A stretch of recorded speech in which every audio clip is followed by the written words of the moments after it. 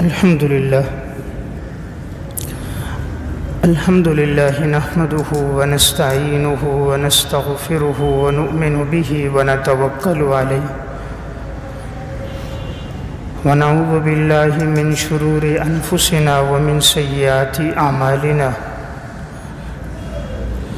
من يهده الله فلا مضل له ومن يضلله فلا هادي له وأشهد أن لا إله إلا الله وحده لا شريك له وأشهد أن محمدًا عبده ورسوله أما بعد فأعوذ بالله من الشيطان الرجيم بسم الله الرحمن الرحيم وَلَنَبْلُوَنَّكُمْ بِشَيْءٍ مِّنَ الْخَوْفِ وَالْجُوعِ وَنَقْصٍ مِّنَ الْأَمْوَالِ وَالْأَنفُسِ وَالثَّمَرَاتِ وَبَشِّرِ الصَّابِرِينَ الَّذِينَ إِذَا أَصَابَتْهُم مُّصِيبَةٌ قَالُوا إِنَّا لِلَّهِ وَإِنَّا إِلَيْهِ راجعون أُولَئِكَ عَلَيْهِمْ صَلَوَاتٌ مِّن رَّبِّهِمْ وَرَحْمَةٌ وَأُولَئِكَ هُمُ الْمُهْتَدُونَ وقال النبي صلى الله عليه وسلم أشد الناس بلاء الأنبياء ثم الأمثل فالأمثل يبتلى الرجل على حسب دينه فإن كان في دينه صلبا اشتد بلاؤه وإن كان في دينه رقة اشتد على حسب دينه صدق اللہ العظیم۔ میرے انتہائی واجب الاحترام قابل صد احترام بھائیوں، دوستوں اور بزرگوں، قرآن کریم کی ایک آیت میں نے آپ کے سامنے تلاوت کی۔ اس میں اللہ رب العزت ارشاد فرماتے ہیں وَلَنَبْلُوَنَّكُمْ بِشَيْءٍ مِّنَ الْخَوْفِ وَالْجُوعِ وَنَقْصٍ مِّنَ الْأَمْوَالِ وَالْأَنفُسِ وَالثَّمَرَاتِ، اور یقیناً ہم ضرور بے ضرور تمہیں آزمائیں گے، کبھی بھوک کے ذریعے سے، کبھی رزق میں پھلوں میں کمی کے ذریعے سے، کبھی خوف کے ذریعے سے، تاکہ اللہ تعالیٰ دیکھے کہ تم میں سچے اور جھوٹے لوگ کون ہیں۔ وَبَشِّرِ الصَّابِرِينَ، اور خوشخبری دیجئے صبر کرنے والوں کو۔ الَّذِينَ إِذَا أَصَابَتْهُم مُّصِيبَةٌ، جب ان پر کوئی مصیبت اترتی ہے، قَالُوا إِنَّا لِلَّهِ وَإِنَّا إِلَيْهِ راجعون، تو یہ لوگ کہتے ہیں یقیناً ہم سب اللہ کی طرف سے ہیں اور ہم سب نے بھی یقیناً اللہ کی طرف لوٹ کر جانا ہے۔ یہ مصائب اور تکلیفیں بھی اللہ کی طرف سے ہیں اور ہم سب نے بھی اللہ کی طرف لوٹ کر جانا ہے۔ اولئک علیہم صلوات من ربہم ورحمہ، اور اللہ کی طرف سے رحمتیں ہیں اور اللہ کی عنایتیں ہیں ایسے لوگوں پر، اور اللہ کی خصوصی مہربانی ہے۔ وَأُولَئِكَ هُمُ الْمُهْتَدُونَ، اور یہی لوگ ہدایتی یافتہ لوگ ہیں۔ نبی اکرم صلی اللہ علیہ وسلم سے پوچھا گیا کہ لوگوں میں سب سے زیادہ آزمائشیں کن لوگوں پر آتی ہیں؟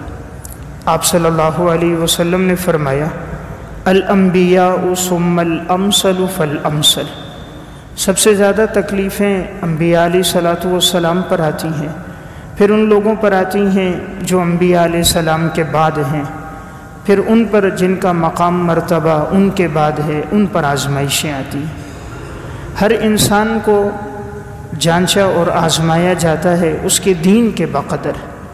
اگر وہ اپنے دین میں پختہ ہوگا تو اس پر آزمائشیں بھی زیادہ سخت آئیں گی، اور اگر وہ اپنے دین میں نرم اور ہلکا ہوگا تو اس پر آزمائشیں بھی اس کے مطابق آئیں گی۔ اور یہ آزمائشیں بندے پر آتی رہتی ہیں یہاں تک کہ بندے کے جسم پر کوئی گناہ باقی نہیں رہتا، یعنی اللہ تعالیٰ ان آزمائشوں کے ذریعے انسان کے گناہوں کو معاف کر دیتا ہے۔ حدیث میں آتا ہے نبی اکرم صلی اللہ علیہ وسلم نے فرمایا انسان کو چاہے کوئی کانٹا لگے، کوئی زخم لگے، چاہے وہ گر کر کوئی اسے تکلیف ہو، یہ اس کے گناہوں کی معافی کا ذریعہ ہے اور اس کے لیے درجات کی بلندی کا ذریعہ ہے۔ اللہ رب العزت جب کسی انسان سے محبت فرماتے ہیں تو اللہ تعالیٰ اسے اس کی خطاؤں کی سزا اور اس کے گناہوں پر ہونے والا جو عذاب اور تکلیفیں ہیں وہ اللہ اس کو دنیا میں دے دیتا ہے، تاکہ آخرت میں جب وہ اللہ کے پاس آئے گا تو اس کے جسم پر کوئی گناہ باقی نہیں ہوگا۔ اب یہ خطائیں اور گناہ تو ہر انسان سے سرزد ہوتے ہیں سوائے حضرات انبیاء علیہ الصلاۃ والسلام سے، کہ ان کے ذوات قدسیہ معصوم ہیں، نبی سے کوئی گناہ سرزد نہیں ہوتا، ان کے علاوہ ہر انسان سے گناہ ہو جاتے ہیں۔ تو اللہ تعالیٰ نے گناہوں کی معافی کا ذریعہ توبہ رکھا، اسی طرح عبادات کو رکھا۔ وضو سے گناہ جھڑ رہے ہیں، نماز پڑھنے سے گناہ معاف ہو رہے ہیں، روزہ رکھنے سے گناہ معاف ہو رہے ہیں، تو اسی طرح بیماریوں سے، آزمائشوں سے بھی انسان کے گناہ معاف ہوتے ہیں۔ تو اللہ تعالیٰ جب کسی بندے سے محبت کرتا ہے تو اس کو اس کے گناہوں کی سزا بیماریوں، مصیبتوں، تکلیفوں، آزمائشوں کی صورت میں دنیا میں دے دیتا ہے، تاکہ میرا یہ بندہ جب میرے پاس لوٹ کر آئے تو اس کے جسم پر کوئی گناہ نہ ہو اور اس کے لیے انعامات ہی انعامات ہوں۔ یہ آزمائشوں کا سلسلہ حضرات انبیاء علیہ الصلاۃ والسلام سے چلا ہے اور آج تک یہ باقی ہے، اللہ تعالیٰ اپنے نیک بندوں پہ لاتا ہے۔ اور یہ آزمائشیں کیوں آتی ہیں؟ اللہ تعالیٰ جب کسی انسان کو اپنی طرف مائل کرنا چاہتا ہے، اس کے دل میں اپنی محبت ڈالنا چاہتا ہے، اس کو رجوع الی اللہ کی توفیق دینا چاہتا ہے، تو اللہ یہ بیماریاں اس کی اولاد پر، یہ تکلیفیں اس کے گھر والوں پر، یہ مصیبتیں اس کی اپنے اوپر، اور یہ پریشانیاں اس کے نوکر چاکر خادموں پر، اس کی سواریوں پر لا کر اللہ بندے کو اپنی طرف متوجہ کرتا ہے۔ ایک وہ مصائب ہے جو گناہوں کی وجہ سے آتے ہیں، اور ایک وہ ہے جو انسان کی درجات کی بلندی کے لیے آتے ہیں۔ جب درجات کی بلندی کے لیے ہوتے ہیں اس میں انسان کو دلی طور پر اطمینان ہوتا ہے کہ میرے رب کی طرف سے اور میرا درجہ بلند ہو رہا ہے، اس میں رجوع الی اللہ بڑھ جاتا ہے، گناہوں پہ معافی بڑھ جاتی ہے، عبادات میں اضافہ ہو جاتا ہے، انسان کے خشوع خضوع میں ترقی آتی ہے۔ اور ایک وہ آزمائشیں ہیں جو گناہوں کی وجہ سے آتی ہیں، جب گناہوں کی وجہ سے آئیں تو اس میں رجوع الی اللہ نہیں ہوتا، توبہ تائب انسان نہیں ہوتا، عموماً عبادت کی طرف مائل نہیں ہوتا، گلے شکوے اس کی زبان پر ہوتے ہیں، ناشکری کے کلمات ہوتے ہیں۔ اور جب اللہ اپنے بندے نیک لوگوں کو آزماتا ہے تو ان کا رجوع الی اللہ ان مصائب سے اور بڑھ جاتا ہے، اور اللہ ایسے لوگوں سے ہی محبت کرتا ہے۔ انبیاء علیہ الصلاۃ والسلام میں دیکھیں، سب سے پہلے پیغمبر حضرت آدم علیہ الصلاۃ والسلام ہیں، ان پر بھی آزمائش آئی تھی۔ اللہ تعالیٰ نے حضرت آدم اور حوا کو پھر زمین پہ اتارا، ایک عرصہ دراز تک اللہ کے سامنے آہوزاری کرتے رہے۔ قال ربنا ظلمنا انفسنا وان لم تغفر لنا وترحمنا لنكونن من الخاسرین، اے اللہ اگر تو نے ہم دونوں پہ رحم نہ کیا اور ہمارے گناہوں کو معاف نہ کیا تو یقیناً ہم خسارے میں پڑ جائیں گے۔ اللہ رب العزت نے ان لغزشوں سے درگزر فرمایا اور حضرت آدم اور حضرت حوا کا آپس میں ملاپ ہوا۔ حضرت نوح علیہ الصلاۃ والسلام کا مقام مرتبہ بلند تھا، آزمائشیں کتنی آئیں کہ اپنی بیوی ایمان لے کر نہیں آ رہی، اپنا بیٹا ایمان لے کر نہیں آیا، 950 سال تک دعوت دی ہے، تقریباً 70 سے 80 آدمی ایمان لے کر آئے، باقی نہیں لائے۔ اس میں اشارہ ہے ہدایت اللہ کے اختیار میں ہے، انسان جس کو چاہے ہدایت نہیں دے سکتا۔ انک لا تہدی من احببت ولکن اللہ یہدی من یشاء، آپ جس کو پسند کرتے ہو اس کو ہدایت نہیں دے سکتے، جس کو اللہ چاہے گا اللہ اس کو ہدایت دے گا۔ انسان کی بڑی کوشش ہوتی ہے بیوی فرما بردار ہو جائے، پیغمبر کی بیوی ہے نوح علیہ السلام کی، حضرت لوط علیہ السلام کی، یہ دونوں پیغمبر ہیں، ان کی بیویاں ایمان نہیں لائی۔ نوح علیہ السلام کا بیٹا ہے، ایمان نہیں لایا۔ کبھی یہ بات دل میں نہیں لانی چاہیے کہ میں عبادت گزار ہوں، میں عابد ہوں، اور میرے اثر میری اولاد پر، میرے بچوں پر، سب پر ہے، میری وجہ سے سب کچھ ہو رہا ہے۔ سب اللہ کی عطا ہے، اللہ کا فضل ہے، اللہ کی توفیق ہے۔ ہمارے اعمال اس قابل کہاں کہ جو اللہ کی نعمتیں ہم پر ہوئی ہیں، ہم ساری زندگی سجدے میں سر رکھیں تب بھی ان نعمتوں کا عشر عشیر بھی ادا نہیں کر سکتے۔ انبیاء علیہ السلام میں حضرت ابراہیم علیہ السلام بھی تھے۔ آزمائشیں اور تکلیفیں کتنی آتی ہیں، اپنا والد مخالف ہو جاتا ہے، وقت کا بادشاہ مخالف ہو جاتا ہے، اپنی قوم کے لوگ آگ میں ڈال دیتے ہیں، ملک سے نکال دیتے ہیں، حکم آتا ہے بیوی بچوں کو بیابان میں چھوڑ کر آ جاؤ اور اپنے ہی لخت جگر پر اپنے ہاتھ سے چھری چلا دو۔ آزمائشیں حضرت موسیٰ علیہ السلام پر بھی آئیں، ابھی دنیا میں آئی نہیں ہے۔ فرعون جیسا بدبخت آدمی جو حکم جاری کر دیتا ہے جو بچہ پیدا ہو اس کو قتل کر دیا جائے، 20,000 بچوں کو فرعون نے قتل کر دیا، لیکن وہ نادان یہ سمجھتا تھا کہ جو بچہ میرے لیے رکاوٹ ہے وہ باقی نہیں رہے گا۔ اللہ نے اپنی قدرت اور طاقت سے فرعون کو بتایا کہ بچے کو ہم باقی بھی رکھیں گے، تیرے گھر میں اس کی پرورش بھی ہوگی، تیرے گھر میں نشو و نما ہوگی، تیری بیوی اس کی خدمت کرے گی، اس کے دل میں ہم ایمان کی محبت ڈال دیں گے اور اس کو ہم وقت کا پیغمبر موسیٰ بنا دیں گے اور وہ تیرے مقابلے میں کھڑا ہوگا۔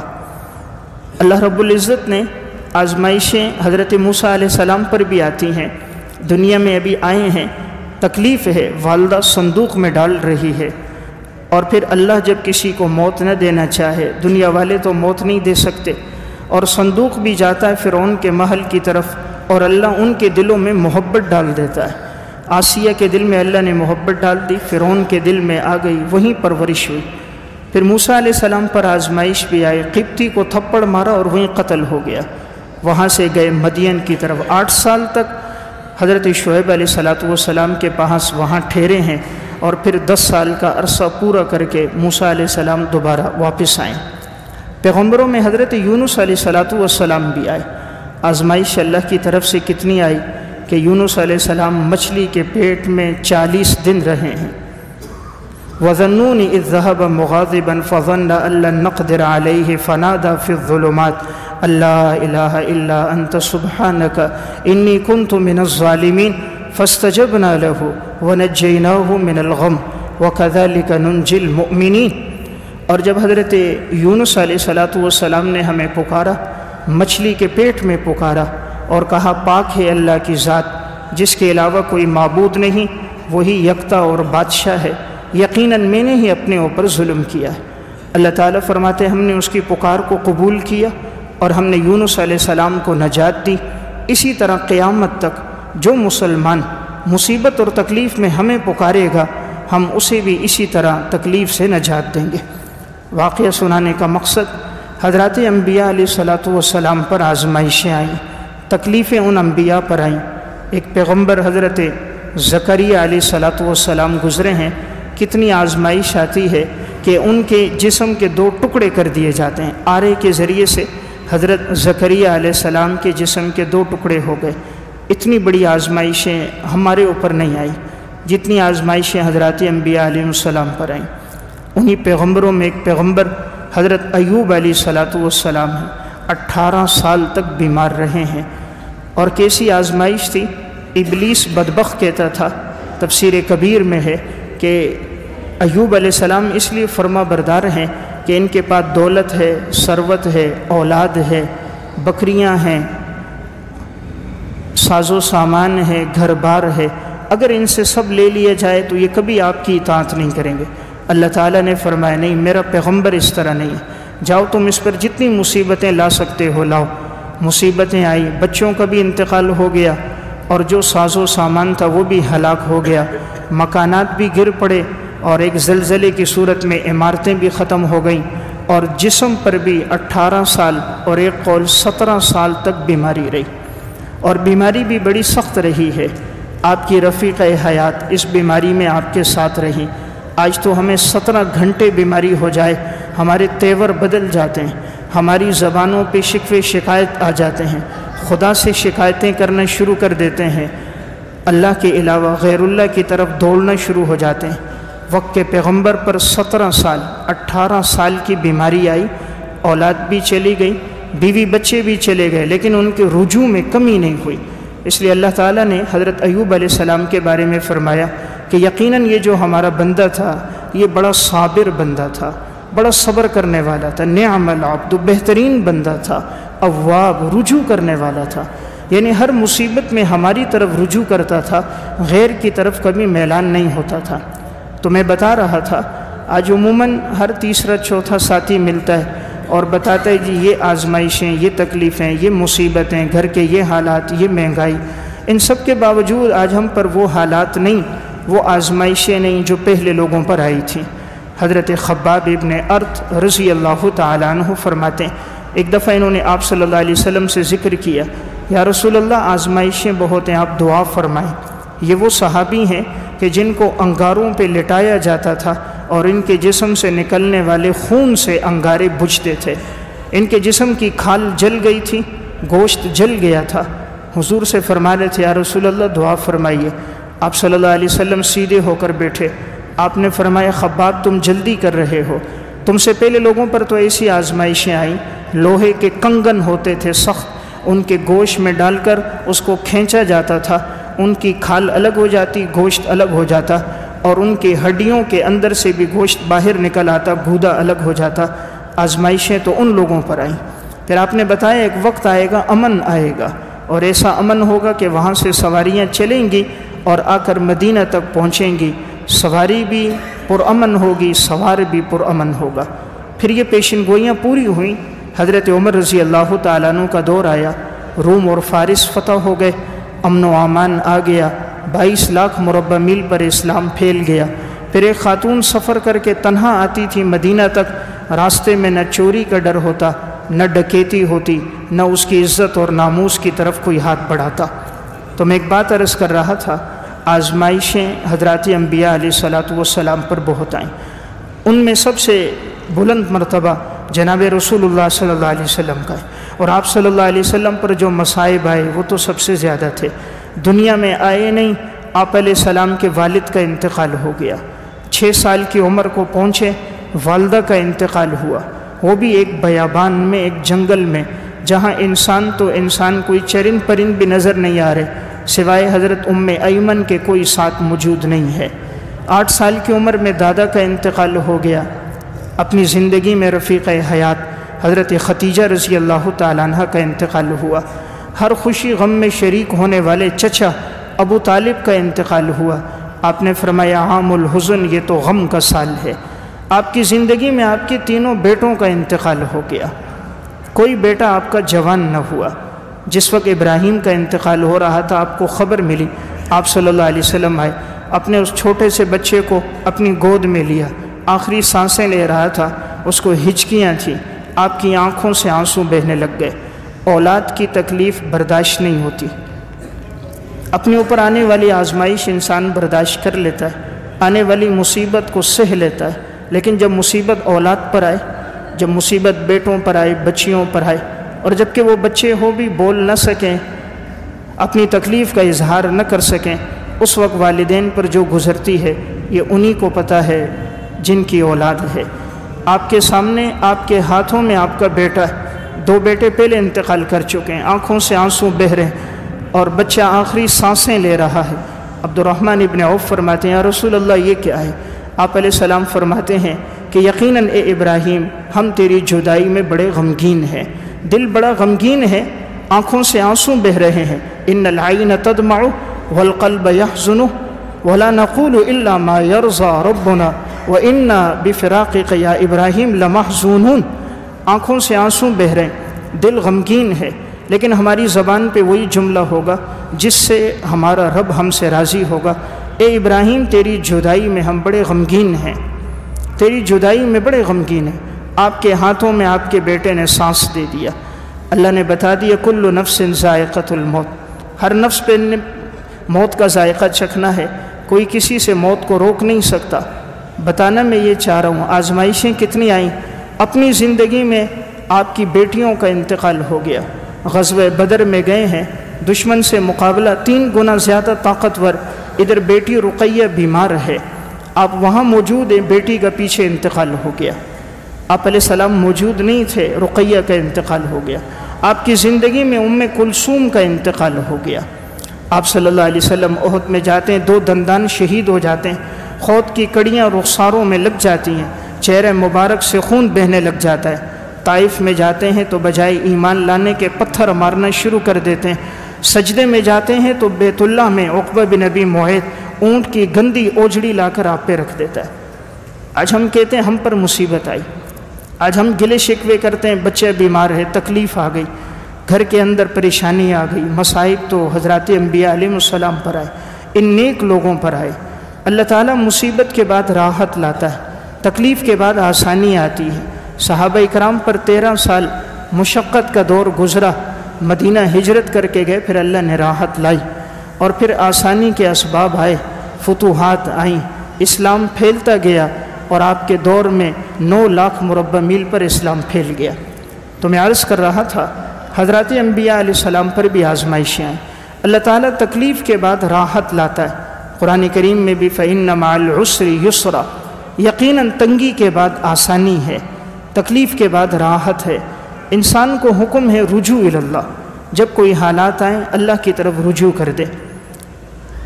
اللہ تعالیٰ جب کسی سے محبت کرتا ہے اس پر یہ بیماریاں حالات لا کر ان کو اپنی طرف مائل کرتا ہے تاکہ یہ میرا بندہ متوجہ ہو جائے۔ امام غزالی رحمہ اللہ نے احیاء علوم الدین میں لکھا، حضرت موسیٰ علیہ السلام ایک جگہ سے گزرے، ایک شخص کو دیکھا، اس کے ہاتھ کٹے ہوئے ہیں، جسم پھٹا ہوا ہے اور جسم سے کلیجہ اور دل باہر نکلے ہوئے ہیں، اور کسی درندے نے اس پر حملہ کیا تھا اور اس کے جسم کو چیر پھاڑ دیا تھا۔ موسیٰ علیہ السلام نے اس شخص کے چہرے کو دیکھا، اللہ سے دعا کی، یا اللہ یہ تیرا بندہ تو بڑے مقام والا تھا، بڑا نیکوکار تھا، پرہیزگار بندہ تھا، اس پر یہ آزمائش کیوں آئی؟ اللہ رب العزت نے وحی بھیجی موسیٰ کہ یہ بندہ نیکوکار تھا، بالکل تھا، لیکن یہ وہ مجھ سے درجہ اور مقام مانگتا تھا جس تک یہ پہنچ نہیں سکتا تھا، تو میں نے اس پر یہ آزمائش لائی تاکہ اس آزمائش کی وجہ سے اس کو وہ درجہ، وہ مقام اور مرتبہ آخرت میں دے دوں جس کو یہ دنیا میں مجھ سے طلب کر رہا ہے۔ تو اس لیے مصیبت آنا ناراضگی نہیں ہے۔ نیک لوگوں پر آزمائش آئے، لوگ کہتے ہیں یہ گناہوں کی وجہ سے اللہ نے اس کو پکڑ لیا ہے۔ اللہ کی پکڑ نہیں ہوتی، اللہ کی طرف سے آزمائش ہوتی۔ اللہ اس کو اپنی طرف مائل کرنا چاہتا ہے، اس کے سجدے اللہ مزید چاہتا ہے، اس کے آنکھوں کے بہنے والے آنسو اللہ کو پسند ہوتے ہیں، اس کی ہچکیاں گڑ گڑاہٹ اللہ کو پسند ہوتی ہے، اس لیے اللہ اس کو اپنی طرف مائل کرنا چاہتا ہے۔ امام غزالی رحمۃ اللہ علیہ نے احیاء علوم الدین میں لکھا، حضرت عیسیٰ علیہ السلام ایک شخص کے پاس سے گزرے جو نابینا تھا، دونوں ہاتھ اور پاؤں سے معذور اور اپاہج تھا، برس کی بیماری میں مبتلا تھا، فالج ہو چکا تھا اور جذام کی بیماری میں تھا، جسم کا گوشت ٹکڑے ٹکڑے ہو کر گر رہا تھا اور اس کے جسم پہ کیڑے پڑے ہوئے تھے۔ حضرت عیسیٰ علیہ السلام نے چونکہ اتنا تکلیف اور بیماریوں میں مبتلا کسی شخص کو دیکھا نہیں تھا، اس لیے فوراً اس آدمی کے پاس گئے اور اس کی اس بیماری کو دیکھا۔ عیسیٰ علیہ السلام قریب بیٹھ گئے، پوچھا تیری آنکھوں کی بینائی؟ کہا نہیں۔ کہا یہ ہاتھ کا کافی عرصے سے معذور، جذام کی بیماری بھی ہے، برس بھی ہے، فالج بھی ہے، آنکھوں کی بینائی بھی نہیں، لیکن وہ زبان سے مسلسل اللہ کا ذکر کر رہا تھا۔ حضرت عیسیٰ علیہ السلام نے کہا تو کیا اللہ کا شکر ادا کر رہا ہے؟ اتنی بیماریوں میں پڑا لیکن پھر بھی تیری زبان پر الحمدللہ، سبحان اللہ، اللہ اکبر، تو اللہ کو یاد کر رہا ہے، کون سی بیماری جو تیرے اوپر نہیں ہے؟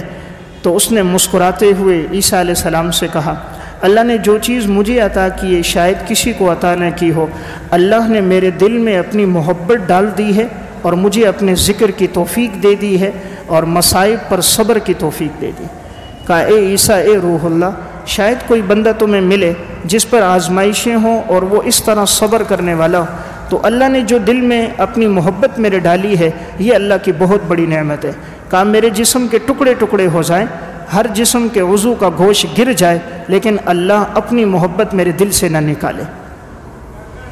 کتنی آزمائشوں میں عیسیٰ علیہ السلام نے فرمایا اپنا ہاتھ آگے کرو، انہوں نے ہاتھ آگے کیا۔ امام غزالی رحمۃ اللہ علیہ لکھتے ہیں عیسیٰ علیہ السلام نے ہاتھ میں ہاتھ لیا، اللہ رب العزت سے دعا فرمائی۔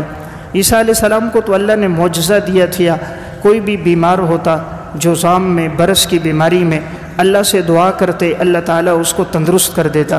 عیسیٰ علیہ السلام پیغمبر کی دعا تھی، اللہ تعالیٰ نے فوراً اس کو تندرست کر دیا، بینائی بھی لوٹ آئی جسم میں جو اپاہج پن تھا وہ بھی ختم ہو گیا، جزام اور برس بھی ختم ہو گیا۔ عیسیٰ علیہ السلام نے جیسے ہی دعا کی یہ ٹھیک ہوئے، فوراً سجدے میں گر گئے، اللہ رب العزت کا شکر ادا کیا، کہا اے اللہ بیماری تھی تب بھی تیری محبت دل میں تھی، آج تو نے صحت عطا فرمائی، اب بھی تو مجھے توفیق دے تیری طرف رجوع کرنے کی۔ تو میں عرض کر رہا تھا آزمائشیں اور حالات ان لوگوں پر زیادہ آئے، لیکن ان کی توجہ اللہ رب العزت کی ذات سے ہٹی نہیں، یہ کسی اور طرف متوجہ نہیں ہوئے، آزمائش آئی اللہ کی طرف گئے، اللہ نے ان کا مقام مرتبہ اور بلند کر دیا، ان کو اور اپنے قریب کر دیا۔ قوت القلوب میں اور احیاء علوم الدین میں ایک واقعہ ہے، ایک صحابی گزرے ہیں حضرت عمران بن حسین رضی اللہ تعالیٰ، نامور صحابی ہیں، 30 سال تک بیمار تھے، 30 سال بیمار رہے ہیں، پیٹ کی بیماری تھی، مسلسل ان کو دست ہوتے تھے، کسی وقت وہ کنٹرول نہیں ہوتے تھے، ہر وقت ان کو دست ہوتے، خروج ری کی بیماری تھی، پیٹ کی آنتوں میں زخم ہو گئے تھے، ایسے معذور ہو گئے کہ صرف یوں چت لیٹتے تھے، کروٹ نہیں بدل سکتے تھے، نہ دائیں طرف کروٹ بدل سکیں نہ بائیں طرف کروٹ بدل سکیں، چارپائی پہ ہوتے تھے، چارپائی کو نیچے سے یوں کاٹا ہوا تھا تو نیچے ٹپ ہوتا تھا، اسی ٹپ میں ان کا بول و براز تھا، پیشاب بھی اسی میں ہوتا، پاخانہ بھی اسی میں ہوتا، اور اسی چارپائی پہ نماز کا ٹائم ہوتا، کبھی ان کو وضو کبھی تیمم کرا دیا جاتا، حضرت عمران بن حسین کو سہارا دیتے تھے، یہ تھوڑا سا ٹیک لگاتے بیٹھ جاتے اور پھر اپنی نماز پڑھ لیتے۔ 30 سال اس بیماری میں رہے ہیں۔ ایک دفعہ ان سے ملنے کے لیے حضرت مطرف رحمۃ اللہ علیہ اور ان کے بھائی حضرت ابو العلا رحمۃ اللہ علیہ آئے، تو جب ان کو اس حالت میں دیکھا کہ 30 سال سے بستر پر ہیں، کروٹ نہیں بدل سکے، اٹھ نہیں سکتے، تو ان کی آنکھوں میں آنسو آ گئے، بھائی بھی رو رہا تھا، حضرت مطرف ان کے شاگرد ہیں وہ بھی رو رہے تھے، فرمایا حضرت آپ پر تو بڑی سخت آزمائش ہے، بڑی بیماری ہے، لیکن عمران بن حسین رضی اللہ تعالیٰ عنہ کے چہرے پر بڑی بشاشت تھی، بیماری کے آثار چہرے پر نہیں تھے، زبان پر ذکر تھا، بڑے مطمئن تھے۔ انہوں نے کہا اتنی سخت بیماری اور آپ کی یہ حالت، فرمایا اللہ تعالیٰ نے میرے سامنے وہ چیزیں کھول دیں جو تمہارے سامنے نہیں کھولیں، میں تم سے ایک وعدہ کرتا ہوں، میں تمہیں ایک بات بتا رہا ہوں تاکہ تم لوگ مطمئن ہو جاؤ، لیکن میری زندگی میں کسی کو نہ بتانا۔ انہوں نے کہا ٹھیک ہے۔ عمران بن حسین نے فرمایا جب سے یہ بیماری آئی ہے اللہ رب العزت نے غیب کو میرے سامنے کھول دیا، فرشتے میرے اوپر اترتے ہیں اور وہ مجھے سلام کرتے ہیں اور میں ان کے سلام کی آواز کو سنتا ہوں، وہ گویا مجھ سے گفتگو کرتے ہیں، مجھے دلی اطمینان ہوتا ہے۔ اللہ نے جو نعمتیں آگے رکھی ہیں اللہ نے وہ میری آنکھوں کے سامنے کھول دی ہیں، جب آنکھ لگتی ہے وہ نعمتیں سامنے ہوتی ہیں تو اللہ نے مجھے دلی اطمینان دے دیا ہے۔ تو کہا یہ تو گناہوں کی معافی کا ذریعہ ہے، تم لوگ پریشان نہ ہو۔ 30 سال بیماری میں گزر گئے، آج تو کسی پر بیماری آئے لوگ کہتے ہیں اللہ نے پکڑ لیا، اللہ کی گرفت میں آ گیا، اس وجہ سے اس پر یہ بیماری آ گئی، اس پر آ گئی، اولاد پر آ گئی۔ یہ اللہ کی گرفت نہیں ہوتی، اللہ رب العزت جب کسی کو کوئی درجہ کوئی مقام دینا چاہتے ہیں آزمائشیں لا کر اس کے گناہوں کو معاف کرا دیتے ہیں تاکہ وہ ان چیزوں پہ صبر کرے اور اس کا رجوع اللہ اور بڑھ جائے، اللہ کے ہاں درجہ بڑھ جائے۔ اب یہ تو صحابی ہیں بلند درجے والے، معاذ اللہ یہ تو نہیں کہہ سکتے کہ یہ 30 سال جو بیماری میں تھے یہ گناہوں کی وجہ سے تھے، اللہ تعالیٰ نے ان کے درجات کو بلند کرنا تھا، اللہ نے ان کو بیماری میں لایا۔ ام المومنین حضرت عائشہ رضی اللہ تعالیٰ عنہ فرماتی ہیں نبی اکرم صلی اللہ علیہ وسلم جب آخری وقت تھا بڑی تکلیف کی حالت میں تھے، پانی منگوا لیتے، کٹورے میں پانی ڈالتے، بار بار آسمان کی طرف دیکھتے، دعا فرماتے، تو اب وہ سخت تکلیف کا وقت تھا۔ فرماتی تھی پہلے میں سمجھتی تھی کسی پر سخت بیماری آئے تو یہ میں اس کو اچھا نہیں سمجھتی تھی کہ گناہوں کی وجہ سے، جب میں نے آپ علیہ السلام کی بیماری کی تکلیف دیکھی اب میں سمجھ گئی کہ یہ بیماری آنا گناہوں کی معافی کا ذریعہ ہے، درجات کی بلندی کا ذریعہ ہے۔ اس لیے اگر کوئی موت سے پہلے بیمار ہو جائے، مرض الموت میں 10 دن 15 دن مہینہ، تو یہ نہیں سمجھنا چاہیے یہ کر رہا ہے اور اللہ اس کو عذاب دے رہا ہے، اللہ اس کے گناہوں کو معاف کر رہا ہے، یہ اس کے گناہوں کی معافی کا ذریعہ ہے کہ اس پر دنیا میں آزمائش آ گئی، آخرت میں آئے گا تو اس پر کوئی گناہ باقی نہیں ہوگا۔ تو میں عرض کر رہا تھا تکلیفیں اور آزمائشیں رجوع اللہ کا ذریعہ ہیں، اس جب بھی آئے انسان فوراً اللہ کی طرف مائل ہو جائے اور صدقہ کرے، 2 رکعت صلاۃ و توبہ پڑھے، آنے والی مصیبت پر صبر کرے، وہی کلمات کہے جو اللہ نے ہمیں بتائے، انا للہ و انا الیہ راجعون۔ تنبیہ الغافلین میں اور تفسیر طبری میں واقع ہے۔ حضرت عبداللہ بن عباس رضی اللہ تعالیٰ عنہ راستے میں جا رہے ہیں، خبر پہنچی راستے میں آپ کی بیٹی کا انتقال ہو گیا۔ سفر میں تھے، گھوڑے پر تھے، جیسے خبر پہنچی گھوڑا روکا، نیچے اترے، وضو کیا، 2 رکعت نماز پڑھی اور پھر اللہ سے دعا کی کہ اللہ بیٹی کی مغفرت کر دے۔ دوبارہ گھوڑے پر بیٹھے۔ کسی نے کہا حضرت آپ نیچے کیوں اترے، 2 رکعت نماز کیوں پڑھی؟ فرمایا اللہ تعالیٰ نے قرآن کریم میں فرمایا یا ایھا الذین آمنوا استعینوا بالصبر والصلاۃ ان اللہ مع الصابرین۔ اللہ تعالیٰ فرماتے اے ایمان والو تم اللہ سے مدد طلب کرو نماز کے ذریعے اور صبر کے ذریعے، اور یقیناً اللہ صبر کرنے والوں کے ساتھ ہے۔ تو میں نے وہ کام کیا ہے جس کا اللہ نے حکم دیا۔ اللہ نے حکم دیا مصیبت میں نماز پڑھو، میں نے نماز پڑھی۔ اللہ نے حکم دیا مصیبت میں صبر کرو، میں نے صبر کیا۔ اور فرمایا پردے کی چیز تھی پردے میں چلی گئی، بیٹی پردے کی چیز تھی، انتقال ہو گیا، پردے میں چلی گئی، عفت میں چلی گئی۔ یعنی یہ وہ لوگ ہیں حالات ان پر آتے تھے لیکن ان کے تیور نہیں بدلتے تھے، ان کی زبان کی گفتگو نہیں بدلتی تھی، گلے شکوے نہیں ہوتے تھے، ان کو رجوع اللہ اللہ کی طرف بڑھ جاتا۔ ایسے لوگ بھی آئے جن پر ایسے حالات آئے کہ ایک ایک گھر میں 11 جنازے اٹھ گئے ایک دن میں۔ حکیم الامت مولانا اشرف علی تھانوی صاحب رحمۃ اللہ علیہ کے ملفوظات حکیم الامت میں واقع ہے۔ قندھار میں ایک شخص تھا اور اس کا نام تھا امیر کبیر علی۔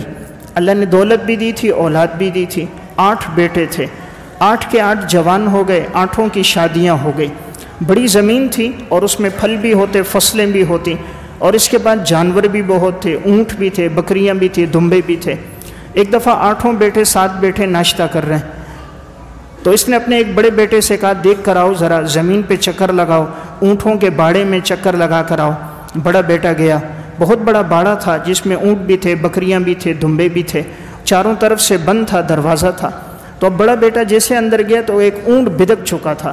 اب اس کو معلوم نہیں تھا، جیسے اس نے دروازہ کھولا اندر داخل ہوا، دروازہ بند کیا، اونٹوں کی رسیاں کھلی ہوئی تھیں، چر رہے تھے اندر، تو وہ اونٹ بدکا ہوا اس کی طرف بھاگا، اس پر حملہ کیا، نیچے کیا، اپنے پاؤں کے اوپر رکھا، گھٹنوں سے اس کو مسل کر پاؤں چہرے پہ رکھا، وہی مار دیا۔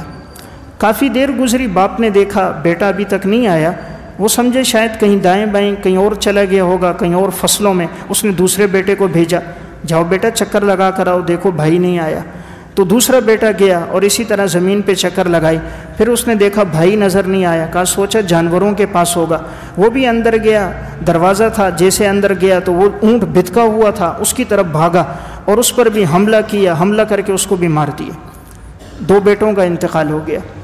اب اس نے دیکھا دونوں بیٹے گئے ابھی تک واپس نہیں آئے، تیسرے کو بھیجا، تیسرا بیٹا گیا، وہ بھی اسی طرح زمینوں پہ گھوما، کوئی نظر نہ آیا، سوچا جانوروں کے باڑے میں ہوگا، بہت زیادہ کثرت سے جانور تھے۔ حضرت تھانوی صاحب لکھتے ہیں جیسے وہ گیا جانور اونٹ بت گئے ہوا تھا، اس پر بھی حملہ کیا، اس کو بھی مار دیا۔ یکے بعد دیگرے 8 بیٹے گئے ہیں کہ یہ تلاش کرنے کے لیے اب تک وہ نہیں آئے، تو 1 2 3 4 8 کے 8 بیٹوں پر اونٹ نے حملہ کر کے 8 بیٹوں کو قتل کر دیا۔ اب یہ جو والد تھا امیر کبیر علی، اس نے دیکھا 8 بیٹے نے اتنا دیر ہو گئی، اس نے کہا خود جا کر دیکھتا ہوں کہاں چلے گئے، کہیں کھیل رہے ہیں، آرام کر رہے ہیں، کس کام میں لگ گئے، واپس نہیں آ رہے۔ یہ گیا اور اندر گیا، اونٹ بتکا ہوا تھا، اس پر حملہ کیا، اس کو بھی مار دیا۔ 9 آدمیوں کا ایک دن میں انتقال ہو گیا۔ بیوی نے دیکھا بیٹے 8 واپس نہیں آئے، دوپہر ہو گئی، شوہر واپس نہیں آیا۔ اس کے پاس وہ بندوق تھی، اس نے اپنی بندوق لی کہ اگر کوئی دشمن ہے تو چلو میں اس کا مقابلہ کروں گی۔ بیوی بندوق لے کے نکلی، اندر جیسے پہنچی دیکھا سارے بچے وہاں مرے، اونٹ اس کی طرف بھاگا لیکن اس کے پاس بندوق تھی، فائرنگ کی، اونٹ کو مارا، اونٹ مر گیا، بیوی بچ گئی۔ 8 بیٹوں کا انتقال ہو گیا، ایک شوہر کا انتقال ہو گیا۔ اب یہ گھر واپس آ رہی تھی تو اب دروازے کی چوکھٹ کے بعد 2 پوتے کھیل رہے تھے، پوتوں کے پاس تیز چھری تھی، تو کھیلتے کھیلتے ایک دوسرے پہ حملہ کر دیا، ایک نے دوسرے کو مارا، وہ مر گیا تیز چھری سے۔ اب وہ بھاگنے لگا کہ خون جب دیکھا، بھاگ رہا تھا، ٹھوکر لگی، گرا، وہ چھری اپنے پیٹ میں لگی، وہ بھی مر گیا۔ ایک دن میں 11 جنازے اٹھ گئے، 8 بیٹے، ایک شوہر، 2 پوتے، 11 جنازے ایک دن میں، ایک گھر سے۔ تو اللہ اپنی آزمائش سے بچائے۔ ہم پر کیا آزمائش آتی ہے؟ ہم نے امید رکھی ہوتی ہے 10 لاکھ نفع آئے گا، 8 لاکھ آ جاتے ہیں، ہم کہتے ہیں نقصان ہو گیا، کہ 10 لاکھ کی امید تھی، 2 لاکھ کم ہو گیا، نقصان ہے، ہم پر بڑی مصیبتیں آ رہی ہیں، ہم پر بڑی آزمائشیں آ رہی ہیں۔ کیا آزمائش آئی؟ آزمائش تو اس کو کہتے ہیں کہ ایک ایک دن میں 11 جنازے اٹھ جائیں، اللہ اپنی آزمائش سے بچائے۔ اس لیے اللہ سے ہمیشہ عافیت مانگنی چاہیے۔ انسان سے زیادہ کمزور کوئی نہیں، اللہ سے زیادہ طاقتور کوئی نہیں، اور یہ کمزور ترین بندہ طاقتور ترین ذات کی نافرمانی کرتا ہے، لیکن وہ اللہ حلیم ہے، مہلت دیتا ہے، علیم ہے، سارے گناہوں کو جانتا ہے، پھر بھی کہتا ہے میرا یہ بندہ رجوع کر دے گا۔ تو میں عرض کر رہا تھا آزمائشیں، تکلیفیں بہت سی پہلے لوگوں پر زیادہ آئیں، لیکن ان لوگوں کا رجوع اللہ ختم نہیں ہوا۔ حالات جیسے بھی پلٹیں، انسان کو اللہ کی طرف مائل ہونا چاہیے، اور ان لوگوں کے حالات کو دیکھنا چاہیے جن پر آزمائشیں ہم سے کئی گنا زیادہ آئیں۔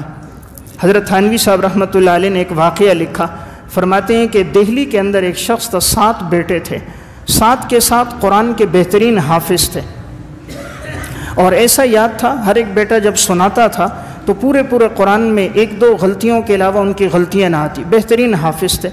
جب 7 بیٹوں کے قرآن مکمل ہو جاتے تو یہ لوگ آخری عاشرے میں شبینہ سناتے تھے، اور 3 دن میں یہ 7 بیٹے جمع ہوتے، 4 سپارے 7 سناتے اور پورا قرآن مکمل کرتے 3 دن میں۔ اور پھر جب آخری شب آنے لگتی 29ویں، تو اس میں 7 بیٹے مل کے ایک رات میں پورا قرآن سناتے۔ اللہ نے بہترین آواز بھی دی، بہترین قرآن کے حافظ تھے۔ اب دہلی کی جامع مسجد میں جمع تھے، اور ایک رات میں قرآن سنانا تھا، 7 بیٹے تھے، ایک بیٹے نے 4 سپارے سنائے۔ اب آخری رکوع میں پہنچا، پیچھے سے نظر لگ گئی، ایک دم اس کو الٹیاں لگیں، قے بہت زیادہ ہو گئی، تو وہ نماز کی حالت میں نیچے گر گیا، قے زیادہ تھی، اسی میں انتقال ہو گیا۔ باپ نے کہا کہ نماز کو مکمل کرنا ہے، دوسرے بیٹے کو آگے کیا، اس نے اگلے 4 سپارے شروع کیے، وہ پڑھتا رہا، آخر میں جب پہنچا نظر ایسی لگی، اس کو بھی قے لگ گئی، الٹیاں لگی، سجدے میں گیا، انتقال ہو گیا۔ تیسرا بیٹا آگے کیا، اس نے اگلے 4 سپارے شروع کیے، پڑھتا رہا، جب آخر تک پہنچا اس کو بھی ایسی نظر، قے لگی، وہیں گرا، انتقال ہو گیا۔ 7 کے 7 بیٹوں کا انتقال ہوا، لیکن قرآن پورا کر دیا، قرآن پورا سنا دیے، 7 بیٹے ایک رات میں انتقال کر گئے، ایسی نظر لگ گئی بچوں کو۔ تو دیکھیں ایک دن میں 7 جنازے اٹھ گئے۔ حالات تو ان لوگوں پر آئے، مصائب اور مصیبتیں تو ان پر آئیں، اللہ کی آزمائشیں ہم پر وہ نہیں آئیں جو پہلے لوگوں پر آئی ہیں۔ پہلے جو نیک لوگوں کو اللہ نے آزمایا، خود امام الانبیاء کی زندگی دیکھیں، 3 سال شیب ابی طالب میں گزری ہے، 2 مہینے آپ کے گھر میں صرف پانی اور کھجور کے علاوہ کچھ نہیں ہوتا، 2 مہینے گزر جاتے۔ آج ہمارے گھر میں کبھی ایسا نہیں ہوگا کھانے کا وقت ہو کھانا موجود نہ ہو، کتنی مہنگائی آئی، لیکن اللہ نے دسترخوان کی رونقیں چھینی نہیں۔ جو اللہ پہلے کھلا رہا تھا آج بھی اللہ کھلا رہا ہے۔ 100% مہنگائی بڑھ گئی، لیکن اللہ پھر بھی نوالا، رزق کا جو وعدہ اللہ نے کیا آج بھی اللہ وہ رزق دے رہا ہے۔ کورونا کے دنوں میں کتنی بے روزگاری ہوئی، لیکن بھوک سے کوئی نہیں مرا، کوئی ایک مثال نہیں ہے کوئی بھوک سے مرا۔ جس رزق کی ذمہ داری رب نے لی ہے وہ اللہ پوری کر رہا ہے، ہمارے ذمہ ڈالا عبادت، اس کے لیے ہمارے پاس ٹائم نہیں ہے۔ ہمیں تو پیدا کیا وما خلقت الجن والانس الا لیعبدون، جنات اور انسان کی پیدائش عبادت کے لیے، اور انسان اس کے لیے تیار نہیں۔ جو کام اللہ نے اپنے ذمے لیے رزق، اس کے لیے 16 گھنٹے کام کر رہے ہیں۔ اللہ نے اپنے ذمے لیے کہ میں رزق سب کو دوں گا، وما من دابۃ فی الارض الا علی اللہ رزقها، رزق میں سب کو دوں گا، 16 گھنٹے اس کے لیے نوکری، اور جو کام ہمارے ذمے ہے اس کے لیے کوئی محنت نہیں۔ اس وجہ سے حالات آتے ہیں جب انسان کا رجوع اللہ ختم ہو جاتا ہے۔ تو میں عرض کر رہا تھا مصائب اور حالات ان لوگوں پر آئے، لیکن ان کے رجوع میں کبھی کمی نہیں آئی، جو مصیبت آئی ان کا رجوع اللہ کی طرف بڑھ گیا۔ ایک واقعہ المستطرف فی کل فن مستظرف میں ایک بادشاہ گزرے ہیں ولید بن یزید، اس کے پاس ایک بوڑھا شخص آیا جس کے ناک کی ہڈی ٹوٹی ہوئی تھی، رخسار زخمی تھے، آنکھوں کی بینائی جا چکی تھی، آنکھیں اندر دھنس گئی تھی، زخمی چہرہ تھا، رو رہا تھا۔ بادشاہ نے پوچھا کیا ہوا آپ کے ساتھ؟ اس نے کہا کیا واقعہ سناؤں آپ کو کہ اللہ نے مجھے خوب دولت دی، غلام دیے، پیسہ تھا، اولاد تھی، لیکن میں اپنے سب کو لے کر آ رہا تھا۔ 2 رات پہلے کی بات ہے، میرے بچے بھی ساتھ تھے، بیوی بھی تھی، جانور بھی ساتھ تھے، تو ہم لوگ ایک جگہ سے دوسری جگہ سفر کر رہے تھے، تو ایک وادی کے درمیان رات کو ہم نے پڑاؤ ڈالا، سامان وہیں رکھا، سارے وادی کے اندر سو گئے۔ ہم جب گہری نیند سو گئے، پیچھے سے سیلاب کا پانی آیا، کسی کو پتہ نہ چلا، سیلاب میں سب بہہ گئے، میری بیوی بھی، میرے بچے بھی، میرا سامان بھی، میرے جانور بھی، اور میرا متاع اور جو زاد راہ تھا سب چلا گیا، صرف میں بچا، کیونکہ یہ ایک ٹیلے کے اوپر تھے۔ اس طرح ان کا اونٹ چر رہا تھا پہاڑ پر، وہ بچ گیا، چھوٹا بچہ انہوں نے اپنے ساتھ ٹیلے پہ سلایا تھا، وہ بچ گیا، باقی کوئی نہ بچا، صرف یہ 3 بچے، چھوٹا بیٹا اور یہ خود اور ان کا اونٹ، باقی جو بیوی بچے ساز و سامان زادے رہا وہ سب سیلاب کے پانی کی نظر ہوا اور سب ڈوب گئے۔ اب یہ کہتے ہیں جب میں نے دیکھا کہ اونٹ بچا ہے، میں نے سوچا اس کو پکڑ لیتا ہوں کہیں یہ بھدک نہ جائے، تو کم از کم ہم پہاڑ پہ اس سے سوار ہو کر کہیں آگے منزل تک پہنچ جائیں گے، نیچے تو سارا پانی ہی پانی ہے۔ اب کہتے ہیں میں نے اپنے بچے کو اوپر لے جا کر پہاڑ پہ رکھا کہ میں اونٹ کو پکڑوں۔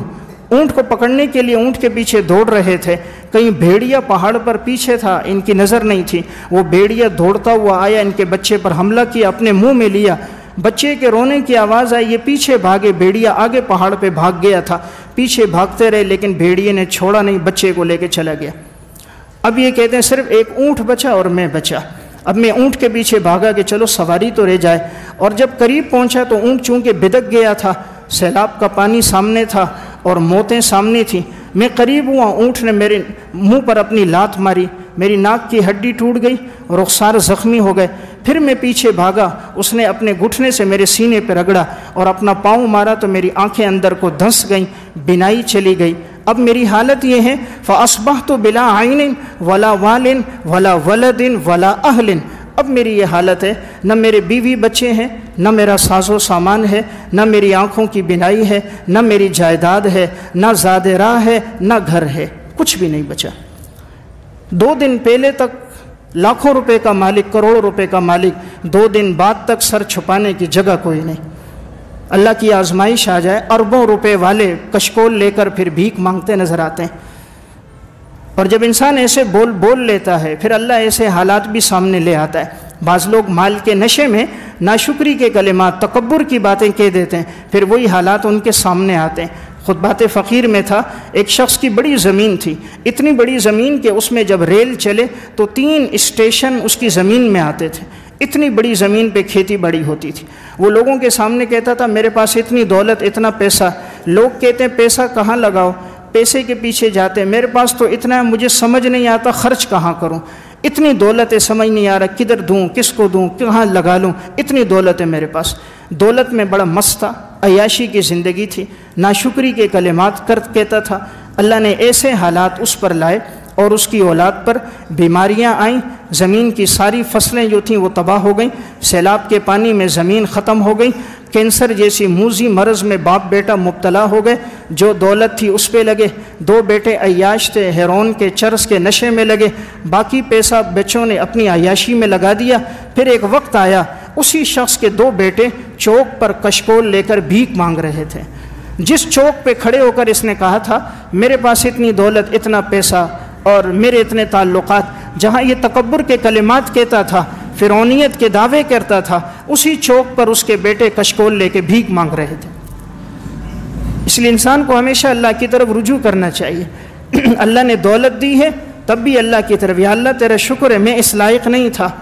انسان دیکھے آج وہ انگوٹھا چھاپ ہے، اللہ نے کتنی دولت دے دی اس کو، کتنے اس سے زیادہ ذہین اور فتین اس کے نیچے کام کر رہے ہیں، کتنے عقل مند ڈگریوں والے ڈگریاں لے کے گھوم رہے ہیں، ان کو نوکری نہیں مل رہی، اور اللہ نے آج اس کو اتنا نوازا، یہ اللہ کا فضل ہے۔ اس لیے انسان ہمیشہ اللہ کی طرف رجوع رکھے، اللہ نے مال دیا اس مال کا حق ادا کرے، زکوٰۃ دے، غریبوں پر، یتیموں پر، بیواؤں پر، مسکینوں پہ خرچ کرے، عبادت کی طرف اپنا میلان رکھے، عجب اور تکبر اور عیاشی سے بچے۔ مال جب بھی ضائع ہوتا ہے، نقصان جب بھی آتا ہے، 3 باتیں ہوتی ہیں، 3 باتوں کی وجہ سے اللہ حالات لاتا ہے۔ یا انسان زنا میں مبتلا ہوتا ہے، زنا کر دیتا ہے، اللہ تعالیٰ پھر اس سے مال چھین لیتا ہے، اس کی اولادوں سے محبتیں ختم کر لیتا ہے، اولاد نافرمان ہو جاتی ہے، بیوی بد اخلاق ہو جاتی ہے، زندگی کا سکون چلا جاتا ہے، لاعلاج بیماریوں میں مبتلا ہو جاتا ہے، اللہ رزق چھین لیتا ہے، ہر آنے والے دن میں رزق میں تنگی ہو جاتی ہے۔ نمبر 2، جب انسان مال کا حق نہیں ادا کرتا، زکوٰۃ نہیں دیتا، مال کا حساب کر کے غریبوں پہ خرچ نہیں کرتا، اللہ کے راستے میں نہیں دیتا، اللہ پھر مال لیتا ہے۔ نمبر 3، جب انسان عیاشی اور فضول خرچی میں لگاتا ہے، جب انسان عیاش بن جاتا ہے، فضول خرچی میں لگا رہا ہے، بچے کی شادی ہے، 12 قسم کی ڈشیں بنا رہا ہے، لاکھوں روپے اس پہ لگا رہا ہے، اور تمام وہ کام ہو رہے ہیں جو اللہ کی ناراضگی کے ہیں، موسیقی، بے حیائی ہے، پھر اللہ رب العزت حالات لاتا ہے۔ اگر یہ تین چیزیں نہ ہوں تو اللہ ایسے حالات فوراً نہیں لاتا کہ انسان اتنا مجبور اور بے بس ہو جائے۔ تو بہرحال آزمائش جب بھی آئے انسان اللہ کی طرف رجوع رکھے۔ اللہ ہم سب کو عمل کی توفیق دے۔